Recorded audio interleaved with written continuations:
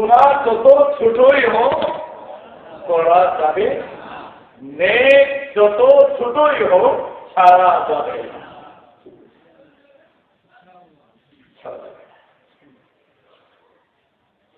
আজকে তো আমি অনেক বয়ানে এই কথাটা বলি,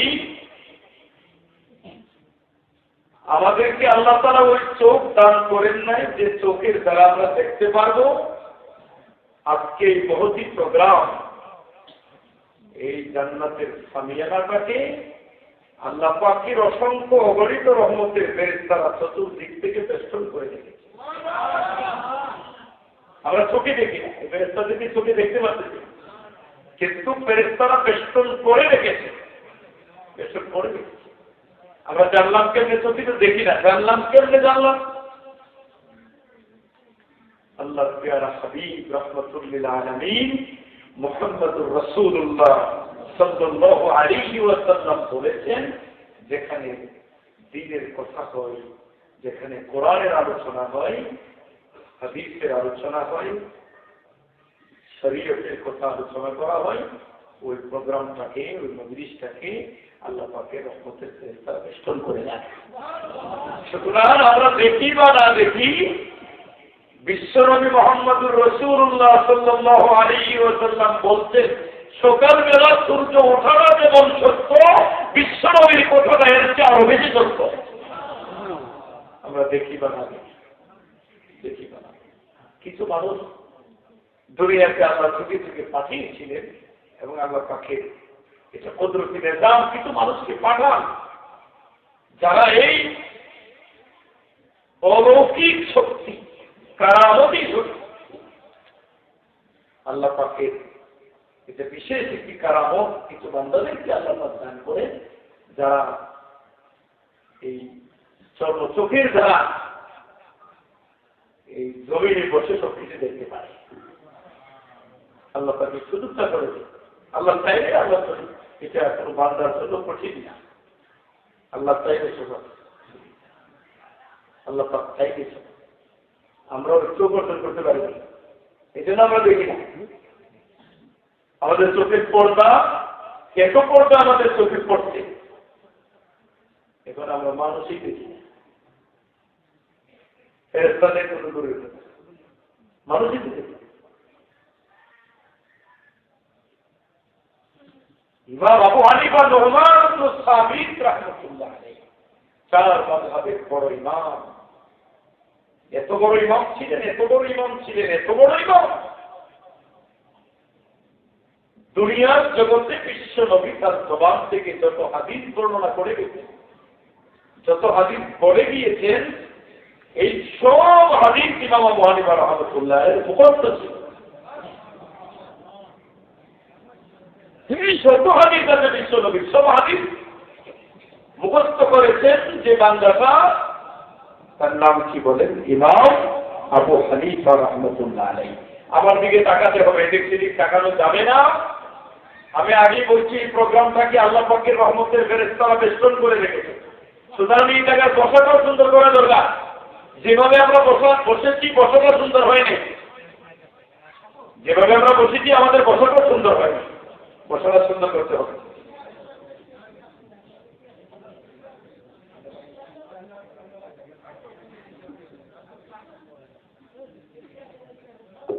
আমাদের বসাটা সুন্দর করি, বসাটা সুন্দর করি, এরপরে ঠান্ডা আমাদের কথা শুনতে হবে। এবং সামনে কেউ কথা বলতে পারবেন না, একজনও কথা বলতে পারবেন না। পাশে যে আছে, একজন আরেকজনের সাথে কথা বলা নিছে। ডানেও তাকানো যাবে না, বামেও তাকানো যাবে না, শুধু আমার দিকে তাকাতে হবে। আর কোনো দিকে তাকা দেখতে পারবেন না। আর কোনো বাদাম টাদাম এখানে এনে খাইবেন না, কোনো খাওয়া চলবে না এখানে। কথা শুনেন, ইমাম বুখারী রাহমাতুল্লাহ আলাইহি 6 লক্ষ হাদিসের হাফেজ ছিলেন। ইমাম আহমদ ইবনে হাম্বল রাহমাতুল্লাহ আলাইহি 10 লক্ষ হাদিসের হাফেজ ছিলেন।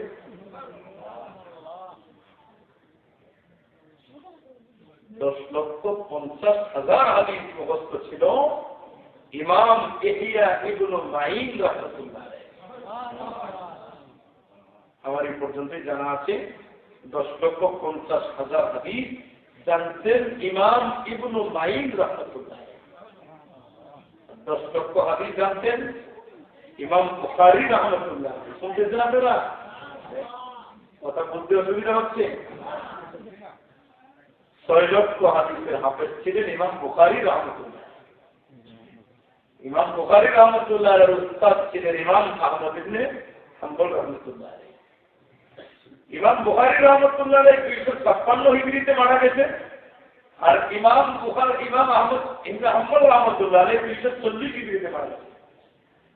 240 হিজরিতে ইমাম আহমদ ইবনে হাম্বল রাহমাতুল্লাহ মারা যান, 256 হিজরিতে ইমাম বুখারী রাহমাতুল্লাহ মারা যান। আর ইমাম আহমদ ইবনে হাম্বল থেকে সরাসরি হাদিস গ্রহণ করেছেন ইমাম বুখারী রাহমাতুল্লাহ। কথাগুলো বুঝাইবার জন্য বলছি। আমাদের এই পৃথিবীতে এমন কোন আলেম নাই যে আলেম চিনে না ইমাম বুখারী রাহমাতুল্লাহ আলাইহি। এমন কোন আলেম দুনিয়াতে পাওয়া যায় না। দুনিয়ার সব আলেমরা জানে, চিনে ইমাম বুখারী রাহমাতুল্লাহ আলাইহি। ইমাম বুখারী রাহমাতুল্লাহ আলাইহি 6 লক্ষ হাদিসের হাফেজ ছিলেন। তার চেয়েও 4 লক্ষ বেশি হাদিস জানতেন ইমাম আহমদ ইবনে হাম্বল রাহমাতুল্লাহ আলাইহি। তার চেয়েও 50,000 হাদিস বেশি জানতেন ইমাম ইবনু মাইন রাহমাতুল্লাহ আলাইহি। আর ইমাম ইবনু মাইন রাহমাতুল্লাহ আলাইহি পৃথিবীতে যত মুহাদ্দিস এসেছে সবচেয়ে বেশি হাদিস জানতেন তিনি। সবচেয়ে বেশি জানতেন তিনি ইমাম ইবনু মাইন রাহমাতুল্লাহ আলাইহি। তিনি বলেন, আমি গবেষণা করে দেখছি, আমি তো 10,50,000 হাদিস জানি, কিন্তু ইমাম আবু হানিফা রাহমাতুল্লাহ আলাইহি দুনিয়ার সব হাদিস মুখস্থ করে ফেলেছেন, কোনো গণনা নাই। এই জন্য চিন্তা ভাবনা করে দেখলাম আমি 10,50,000 হাদিস জানলে কি হবে, কিন্তু হাদিস থেকে মাসলা বের করতে হবে, এটা তো অনেকটা বুঝি না।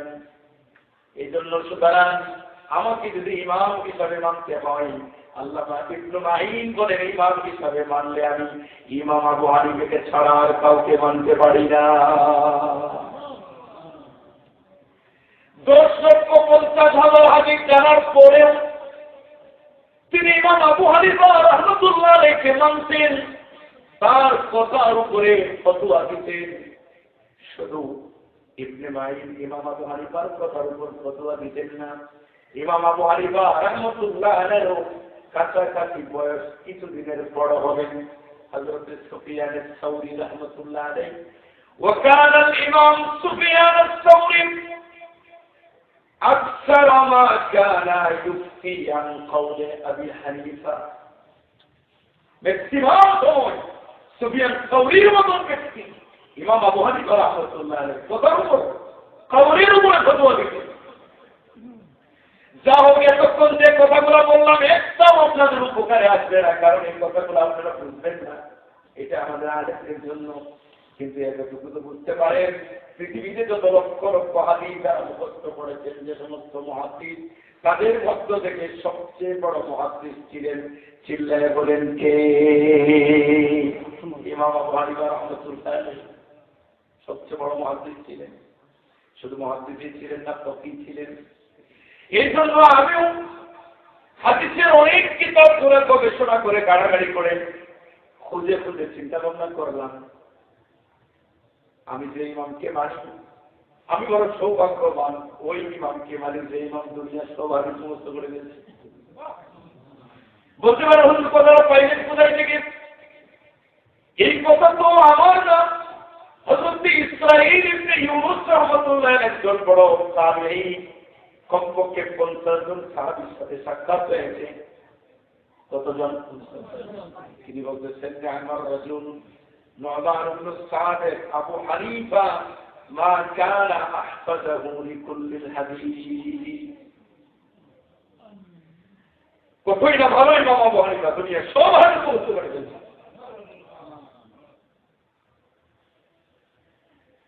বুঝানোর অর্থ হলো ইমাম আবু হানিফা রাহমাতুল্লাহ আলাইহি কুফার মসজিদে বসে আছেন, এক যুবক অজু করলো, অজু করার পর ইমাম আবু হানিফা রাহমাতুল্লাহ আলাইহি যুবককে ডাকালো, ডাকায় বললেন, যুবককে আল্লাহকে ভয় করো, জীবনে কোনোদিন আর মদ পান করবো না, নেশা করবো না। এ যুবক, তোমাকে ওসিয়ত করি যুবক, কোনোদিন আর তুমি মদ পান করো না, নেশা করো না। যুবকের শরীরের মধ্যে কম্পন তৈরি হয়ে যায়। যুবক মনে মনে ভাবল, আমি তো অনেক গোপনে একা একা মদ পান করেছি, দুনিয়ার কেউ দেখে না। হুজুর, আপনি কেমনে জানলেন? আপনাকে ইনফরমেশন করছে কি? আমি তো মদ পান করি, আপনার কে জানেন? কে বললো আপনার কাছে? আমি তো আপনার সামনে কোনোদিন মদ পান করি না, কারোর সামনে আমি একা একা দাদা গোপনে দেখা করি। ইমাম আবু হানিফা রাহমাতুল্লাহ আলাইহি বলেন, যুবক, আমাকে তোমার মদ পান করার ব্যাপারে কেউ ইনফরমেশন করে নাই, কেউ আমাকে জানায় নাই। আল্লাহ পাক আমার চোখে এমন অদৃশ্য কিছু শক্তি দান করেছে, যা আল্লাহ পাক সচরাচর আর এরকম যেমন বান্দাদেরকে দান করেন না। যা আল্লাহ আমার দিচ্ছে, তুমি যখন ওযু করতেছ, আমি দেখলাম ওযুর পানির সাথে তোমার নেশার গুনাহ পর্যন্ত বেরিয়ে যায়। ওযুর পানির সাথে নেশার গুনাহটা, মদ পান করার গুনাহ বেরিয়ে যাচ্ছে, আমি আবু হানিফা দেখতে পাচ্ছি।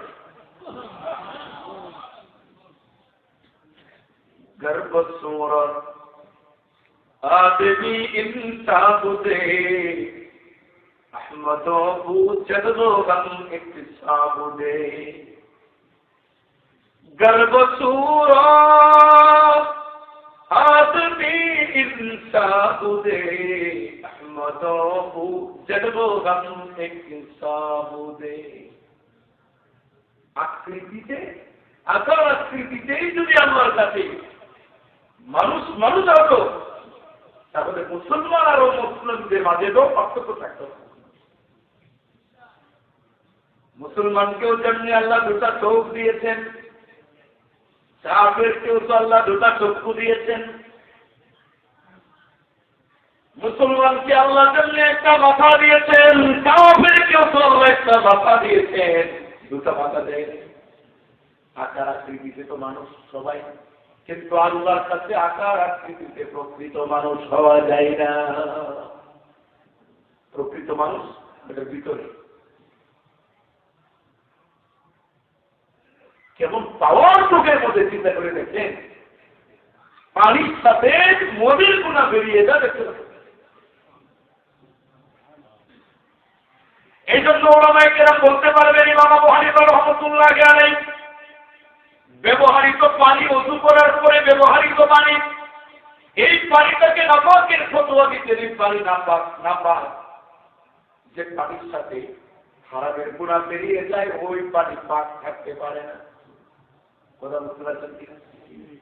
এটা তো ইমাম আবু হানিফা দেখতেছেন বেরিয়ে যায়, কিন্তু নবীজি বলছেন, আল্লাহর কোন মুমিন বান্দা যখন ওযু করে, আর ওযু করার সময় যখন দুটো হাত ধুতে পড়ে, হাতের দ্বারা যত গুনাহ করেছে, হাতের গুনাহগুলো পানির সাথে বেরিয়ে যায়।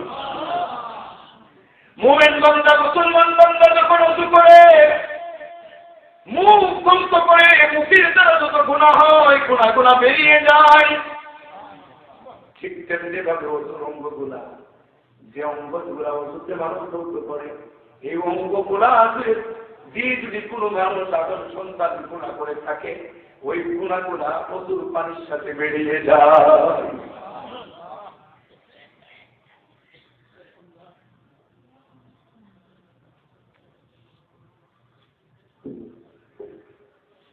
আমরা যে পানি পান করি, এই পানির ভিতরে জীবাণু আছে কিনা আমরা কেউ দেখি না, কিন্তু বিশেষজ্ঞ যারা আছে অণুবীক্ষণ যন্ত্র লাগাইলে দেখতে পারে জীবাণু আছে। ছোট ছোট কেঁচুর মতন কিলকিল বিলবিল করতে থাকে, এটা আমাদের ছবি আমরা দেখি না, কিন্তু অণুবীক্ষণ যন্ত্র লাগাইলে তারা দেখতে পারে। মানুষ যদি অণুবীক্ষণ যন্ত্র লাগাইয়া পানির ভিতরে জীবাণু আছে, ভাইরাস আছে দেখতে পারে, তাহলে আল্লাহ কি মানুষের চোখে এটা এনে এই শক্তি দিতে পারে না? পানির সাথে গুণাগুলা বেরিয়ে যায়, শক্তি কি আল্লাহ দিতে পারে না? কথা বলে এটা আল্লাহ পারে না। এই দুনিয়ার মুসলমান ইমানদার আল্লাহর গোলাম, চতুর্দিকে ফেরেশতা পাহারাদারি করতেছে, আমরা দেখি না।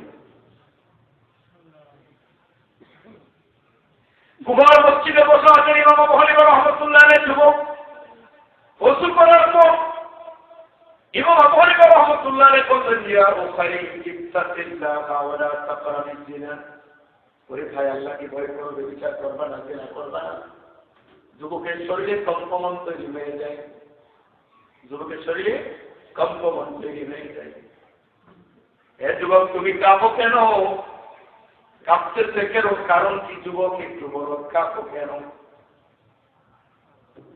যুবক বলে, হুজুর, আমি যে ব্যভিচার করেছি, জেনা করেছি, কেউ তো জানে না, আল্লাহ তাআলা। আপনাকে কে জানালো?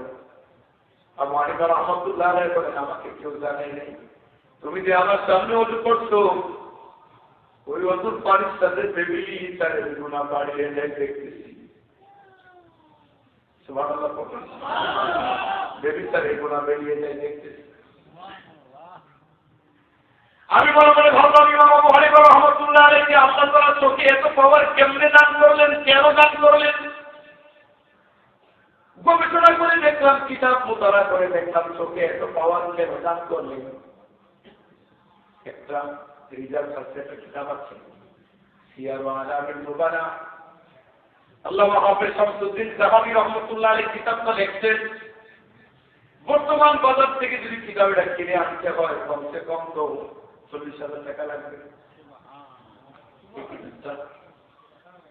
এই কিতাবে ইমাম আবু হানিফা রাহমাতুল্লাহ আলাইহি জীবনী 14 পৃষ্ঠা পর্যন্ত লিখেছেন। এই কিতাবটা 14 পৃষ্ঠা লিখেছেন, যেহেতু আল্লামা যাহাবী হানাফি মাযহাবের ছিলেন, উনি শাফিঈ মাযহাবের, এরপর 14 পৃষ্ঠা লিখেছেন।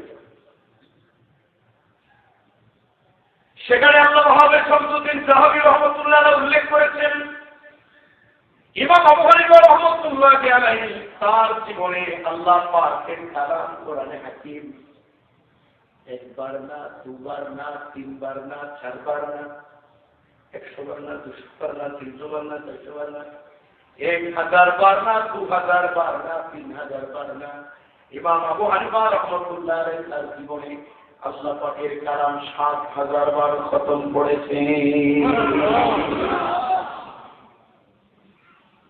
7000 বার কুরআনুল কারীম খতম করেছেন ইমাম আবু হানিফা তার জীবনে। চিন্তা করে দেখেন তো দেখি, আমরা আমাদের জীবনে কতবার কোরআন কতটা খতম করেছি? জীবনে এমন বান্দাও খুঁজে পাওয়া যাবে কোরআন খতম তো জীবনে একবার পড়বে, দূরের কথা সূরা ফাতিহা পর্যন্ত ভালো করে পড়তে পারে না। এমনও বান্দা খুঁজে পাওয়া যাবে সূরা ফাতিহা পড়বে, দূরের কথা বিসমিল্লাহ তো ভালো করে পড়তে পারে না। কথা বলেন, বিসমিল্লাহ ভালো করে পড়তে পারে না। বাংলাদেশের এমন ক্রিকেট খেলোয়াড় যায় না, বিসমিল্লাহ পড়বে করতে পারে, বিসমিল্লাহ পড়বে করতে পারে না। আরে বিসমিল্লাহির রহমানির রহিম পড়ব, এটা তো পড়বে, এটা কঠিন হয়ে যায়।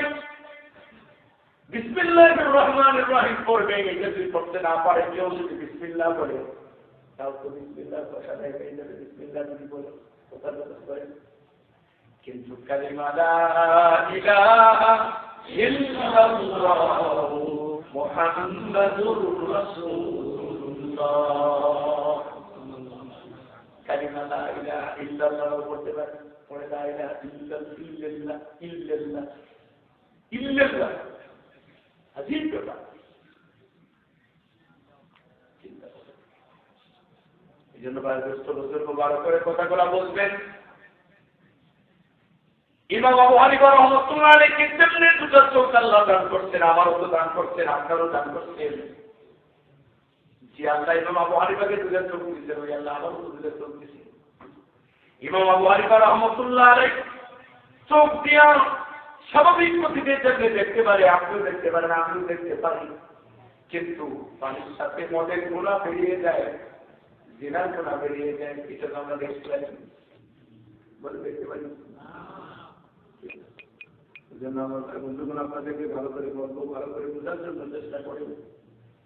অল্প হায়াত আল্লাহ আমাদেরকে দিয়ে পাঠিয়েছে। এখানে হায়াত একেবারে জীবিত হবে। নূহ ইসলামের জমানার যে মানুষগুলা যে হায়াত পায় পেয়েছিল সেটা আমরা কেউ পাবো না। একবারে সীমিত হায়াত আছে, কিন্তু কাজ বেশি, কাজ বেশি করতে। আমরা আমাদের জীবনে বহুত সময় নষ্ট করে ফেলেছি, যে সময়টা আল্লাহ যদি আমাদের কাছ থেকে জবাব চায় আমরা কেউ জবাব দিতে পারবো না। বলেন পাবো?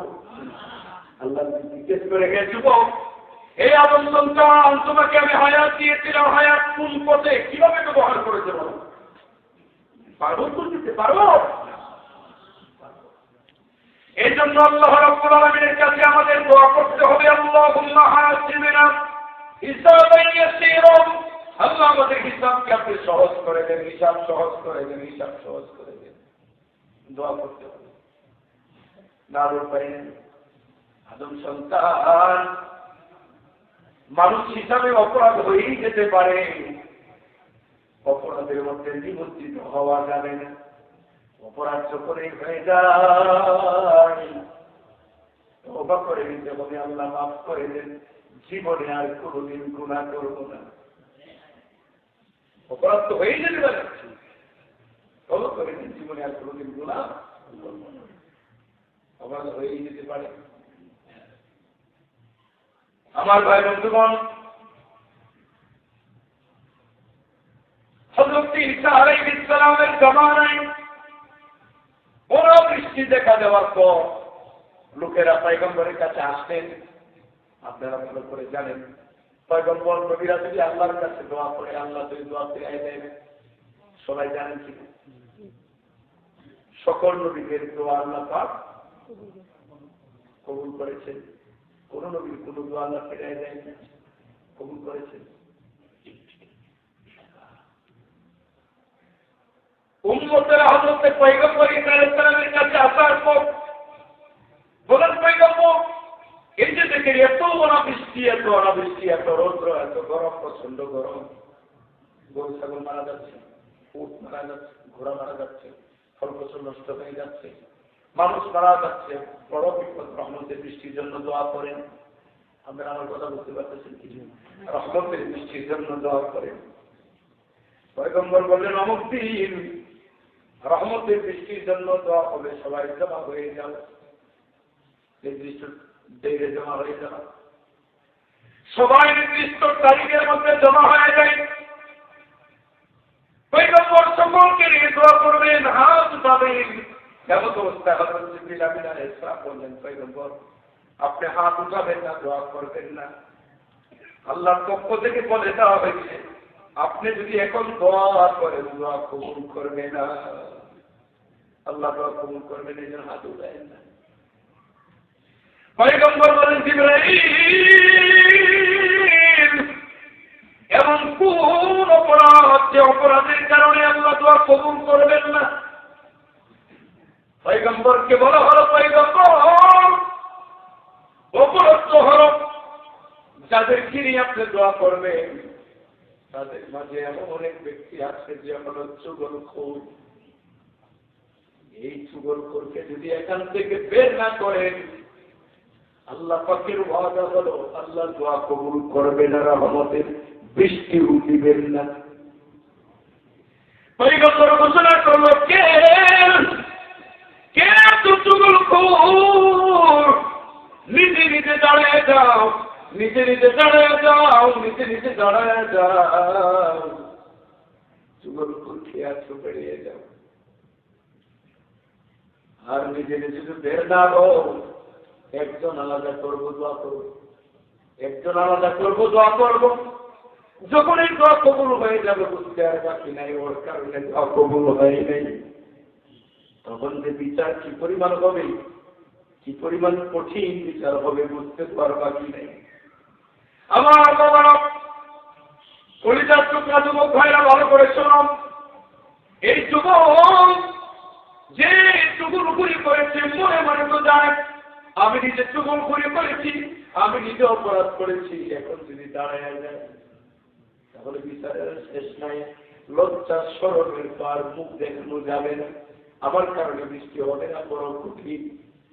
এই জন্য এই মজলিসের মধ্যে বসে বসে মাথাটা নিচু করে দিয়ে আল্লাহর কাছে চোখের পানি ছাইরা ছাইরা কাঁদে আর আল্লাহর কাছে দোয়া করতেছে, হায় খোদাই বান্দারা রসুয়া মকুন গর্বদম মন সিরে গমকে পেশামকুন। হায় খোদাই বান্দারা রসুয়া মকুন গর্বদম মন সিরে গমকে পেশামকুন। চোখের পানি ছাইরা ছাইরা কয় আল্লাহ পয়গম্বরের সামনে আমাকে লজ্জা দিয়েন না। আয় আল্লাহ এত অসংখ্য গণিত মানুষের মাঝে আমাকে লজ্জা দিয়েন না। তওবা করতেছি আল্লাহ, তওবা করে দিতেছি, চুগলখড়ি তো করবোই না, জীবনে কোনোদিন আর গুনাহ করব না। চুগলখড়ি তো করবোই না, জীবনে আর কোনোদিন গুনাহ করব না।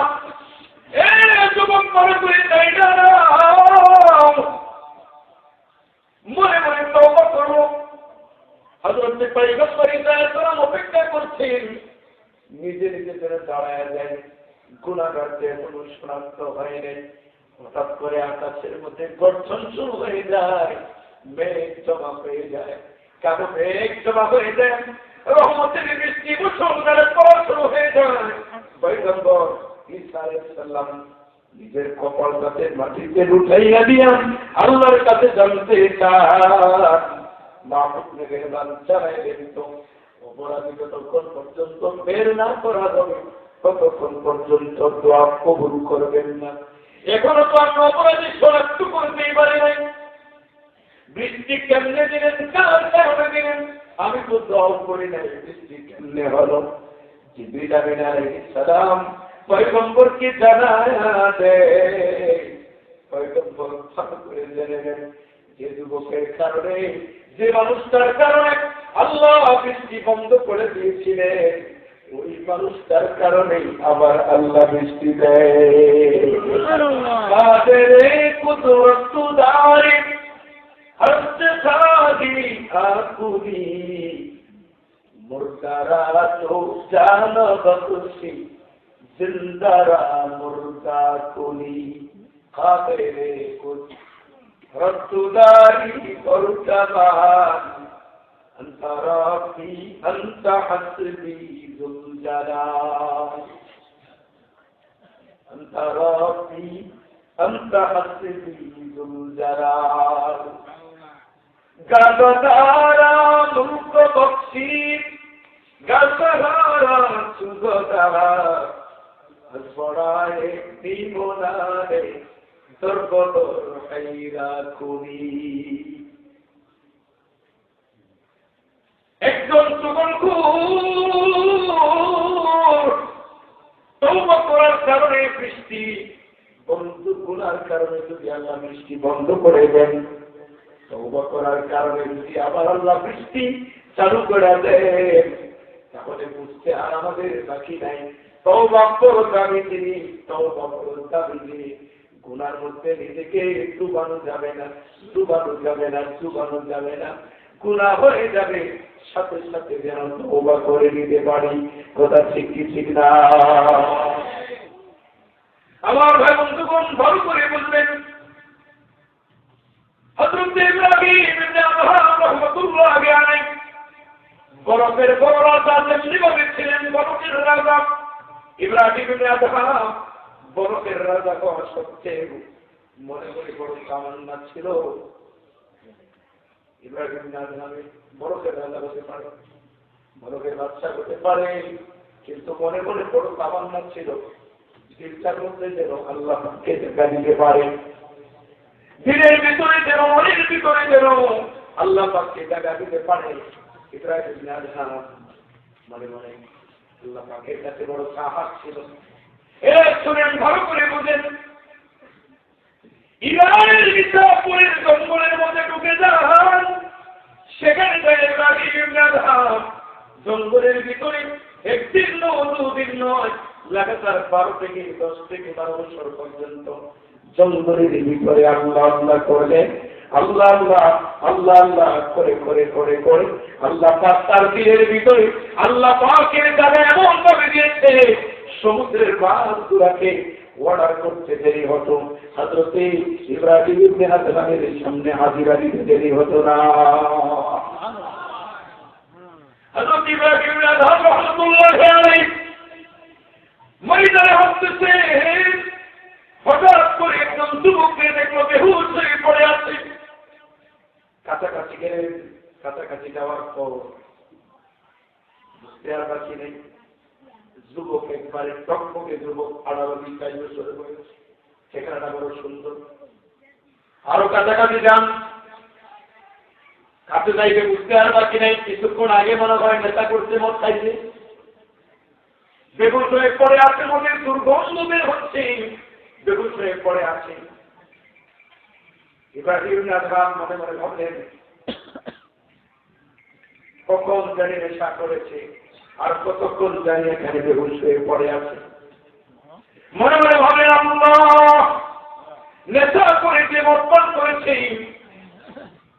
অপরাধ করেছে ঠিক, কিন্তু ওই যুবকটা তো তুমি বানাইছ, তোমার বান্দা, ভালো করে বুঝছেন, এই যুবকটা নেশা করছে, মদ খাইছে, বেহুশ হয়ে পড়ে আছে, এই যুবকটা কিন্তু আল্লাহ আপনি বানাইছেন, আপনার বান্দা হিসাবে এইভাবে বেহুশ হয়ে পড়ে থাকতে পারেন।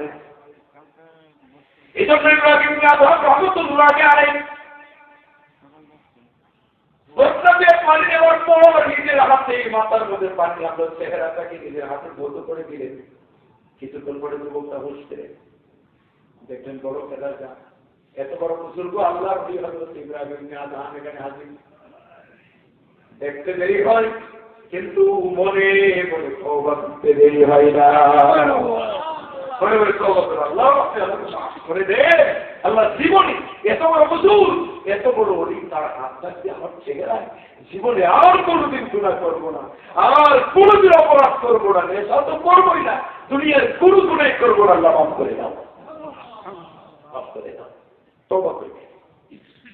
রাত্র যখন হয়ে যায় ইব্রাহিম ইবনে আদহামকে ঘোষণা করা হলো, ইলহাম করা হলো, ইব্রাহিম ইবনে আদহামের যাও হচ্ছে যুবকটাকে তুমি মাথার মধ্যে পানি ঢালেছো, সেখানে পানি ঢালছো, ওই যুবকের কাছে যাও, যুবককে ঘোষণা দিয়ে দাও, সুসংবাদ দিয়ে দাও, ওই যুবকটাকে আমি আল্লাহ রাব্বুল আলামিন মাফ করে দিয়েছি, শুধু মাফই করি নাই, ওই যুবকটারে উন্নত মানের বুজুর্গ বানিয়ে দিয়েছি।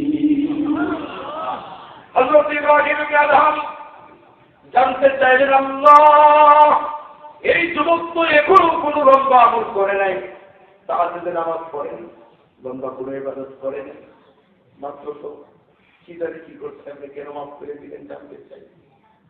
আল্লাহ রাব্বুল আলামিন ইলহাম করলেন।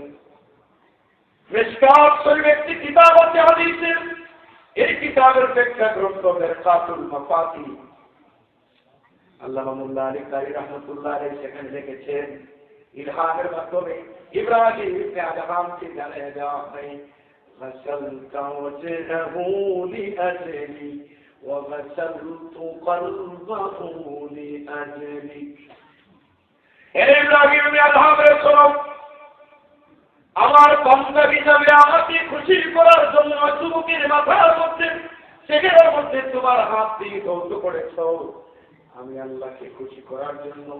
আর আমি আল্লাহ তো এত কৃপণ না, আমি আল্লাহ তুমি ইব্রাহিম ইবনে আদহামকে খুশি করার জন্য ওই যুবকটার চেহারায় আমি ধৌত করি নাই, আমি আল্লাহ আমার কুদরতি হাত দিয়া ওই যুবকটার অন্তরটাকে ধৌত করে পরিষ্কার করে দিয়েছি। সুবহতে সব লেখ তোরা সলে কুনাজ, সুবহতে তো লেখ তোরা তো লেখ কুনাজ, এক জবানা সুবহতে বা আউলিয়া লেখ তোরা সদসারে তো তে বেরিয়া।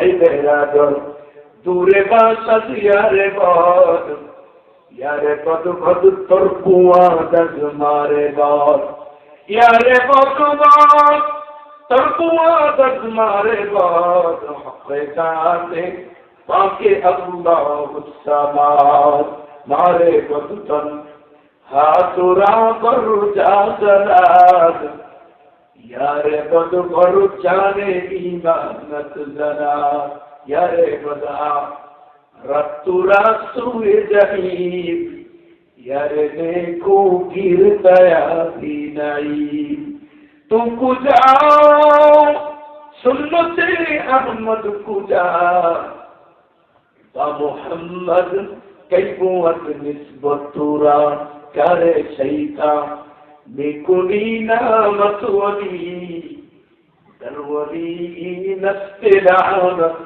बरवली দুনিয়ার মুসলমান ইমানদার আল্লাহর গোলাম চুরের সাথে চইলা কোনদিন কারোবার খাওয়া যায় না জাকাতের সাথে চইলা কোনদিন বুজুর্গ হতে পারবেন না কেউ যদি নিজেকে পরিবর্তন করতে চান কেউ যদি নিজেকে বুজুর্গ বানাতে চান কেউ যদি নিজেকে ওলি বানাতে চান কেউ যদি ভালো মানুষ হতে চান ঘোষণা করতেছি নিশ্চিত ভালো মানুষের সাথে চলতে হবে কথা ঠিক ঠিক না মানুষের জীবনে অপরাধ হয়েই যেতে পারে গুনাহ হয়েই যেতে পারে তবে গুনার উপরে যেন নিমজ্জিত না হয়ে যায় গুনার ভিতরে যেন ডুবে না যায় চিন্তা করতে হবে গুনাহ হয়ে গেছে আর গুনাহ করব না আল্লাহ মাফ করে দেন মাফ করে দেন বিশ্বনবী মুহাম্মদ রাসূলুল্লাহ সাল্লাল্লাহু আলাইহি ওয়াসাল্লাম বলেন লাউ আখতাতুম حتى تبلغ خطاياكم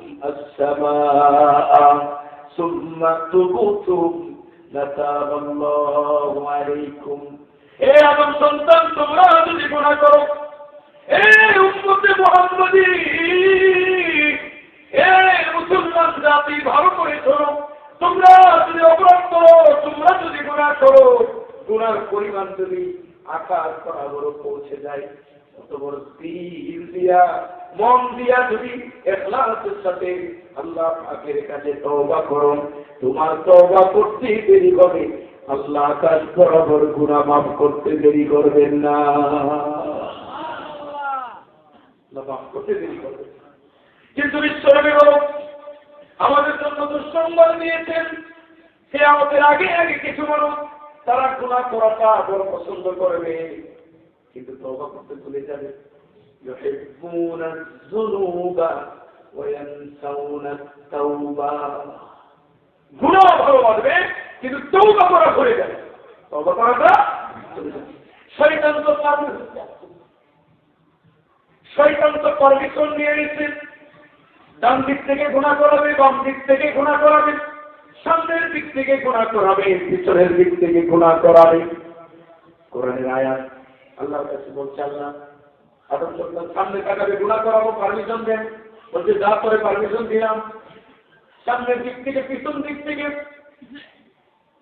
ডান দিক থেকে বাম দিক থেকে গুনাহ করাবো পারমিশন দেন আল্লাহ বলছেন যা পারমিশন দিলাম গুনাহ করাই কথা বুঝতে পারতেছেন বলে যদি চারটার দিকে না আরো দিক আছে বলেন আরো দুটো দিক আছে সামনের পিছনে ডানে বামে আরো দুটো দিক আছে উপরে এই দুইটা দিক শয়তান আল্লাহর কাছ থেকে অনুমতি নেওয়া আদম সন্তানকে গুনাহ করাইবার জন্য এটা শয়তান বলে গেছে এটা আল্লাহ দয়া করছেন দয়া করে শয়তানকে বলে গেছে এর মানে শিক্ষা হলো মুমিন মুসলমান যখন গুনাহ করবে শয়তান চতুর্দিক থেকে গুনাহ করানোর পর একটু মনটা যদি দিলটা যদি অনুশোচনা হয় অনুশোচনা হইয়া যদি দুটা হাত উপরের দিকে আমার দিকে তাকাইয়া আকাশের দিকে উঠাইয়া যদি দোয়া করো দোয়া করতে দেরি হবে আল্লাহ মাফ করতে দেরি করবেন না শুধু তাই এই গুনাহ করে যদি কেউ কবরটা শ্রদ্ধা করে দিয়া আল্লাহ পাকের কাছে দোয়া চাই আল্লাহ মাফ করে দেন মাফ করে দেন মাফ করে দেন মাফ করে দেন মাফ চাইতে দেরি হবে আল্লাহ রব্বুল আলামিন ক্ষমা করতে দেরি করবেন না হুজুর চিস্তিয়া তরিকার একজন হুজুর বলেন ব্যবসা করতেছে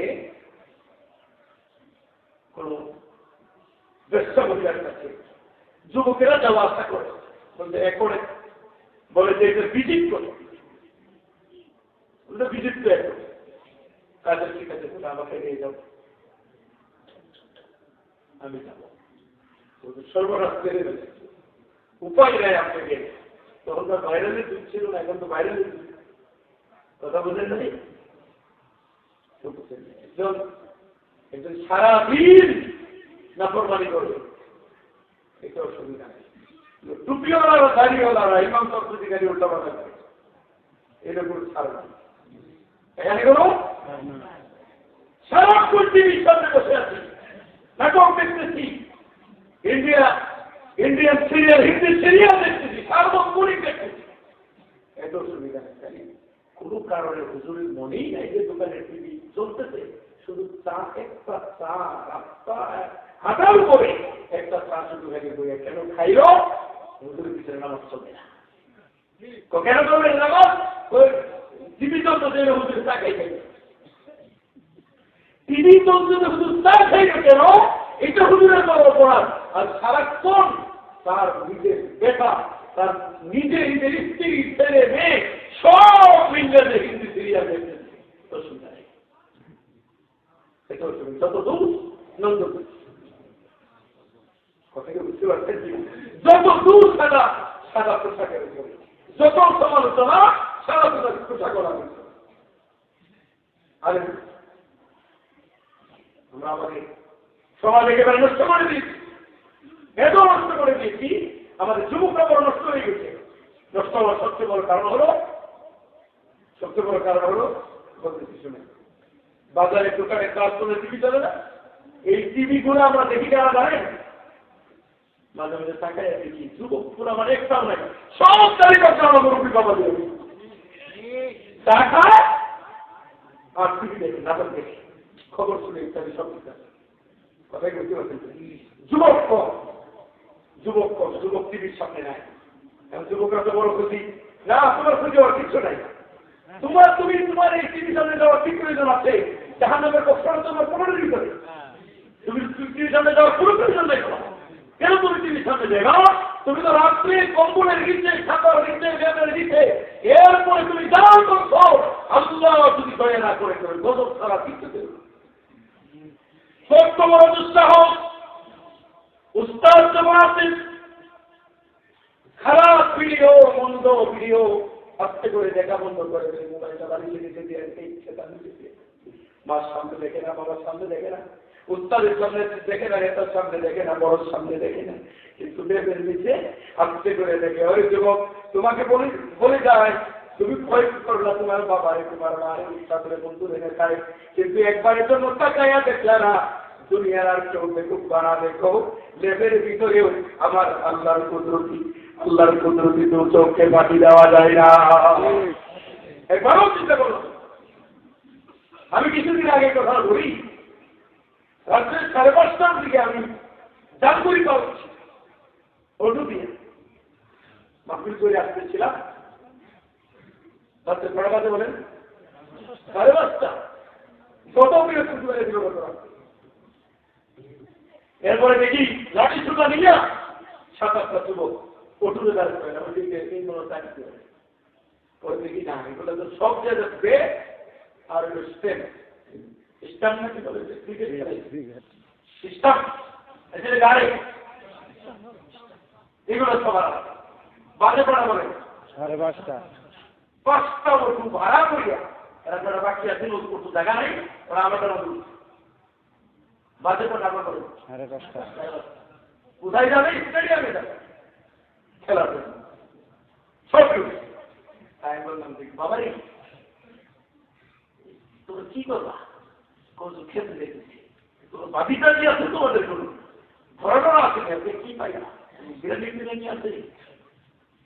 পরে বলে যে একটা কাজে আছে, সারা ঘুমাও না, ঘুমাই ফজরের নামাজ পড়বা না, যে বলছি ফজরের নামাজ পড়বা না, এটা বললে মাথাটা নিতে হবে, মাথা নির্বাচিত। আচ্ছা বলো তো দেখি, পৃথিবীর সবচেয়ে ওয়ানডে খেলার মধ্যে সবচেয়ে বেশি রান করতে কে কত হল? এই অতিরিক্ত একটা কথা তারা আমি জিজ্ঞেস করলাম, কৌশলী আপনি কি করলেন এটা? আমি সেটা ক্রিকেট খেলতে যাচ্ছেন জন্য বললাম আর কি, নামাজ পড়ার কথা বললাম, মাতারা নির্বা দিলাম, এই জন্য এমন একটা কথা বলে মাতারা নির্বা, এই জন্য বললাম।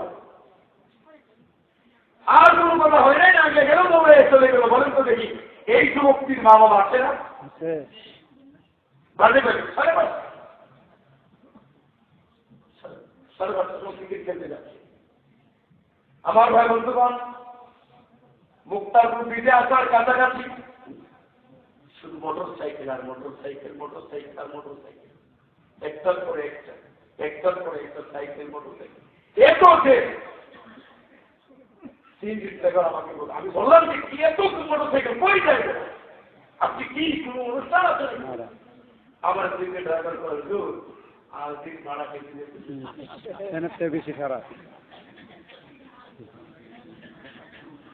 কথা বলছেন। মুসলমান ভালো করে খেয়াল করেন, ভালো তো খাবে ঠিক এটা নিষেধ না, কিন্তু সবচেয়ে বড় কারণের ব্যাপার হলো যুবক যে ধরনের পোশাক পরে, যুবতী ওই ধরনের পোশাকও পরে।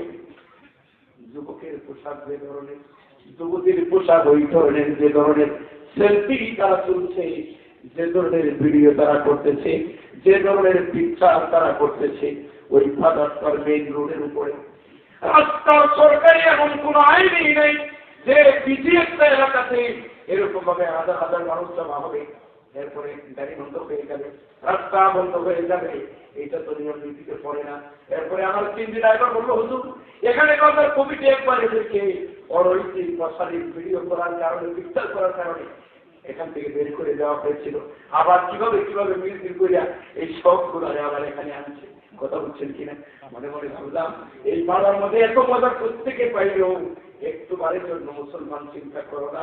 হিন্দুদের তৈরি খাওয়ার ক্ষেত্রে অবশ্যই চিন্তা করতে হবে, আমি খাবো কি খাবো না। যতক্ষণ পর্যন্ত মুসলমানদের দোকান পাওয়া যায়, ততক্ষণ পর্যন্ত হিন্দুদের দোকানের কোনো কিছু খাওয়া এর ব্যাপারে আলেমদের কাছে ফতোয়া জিজ্ঞেস করে খাবেন। কারণ ভালো করে শুনে রাখেন,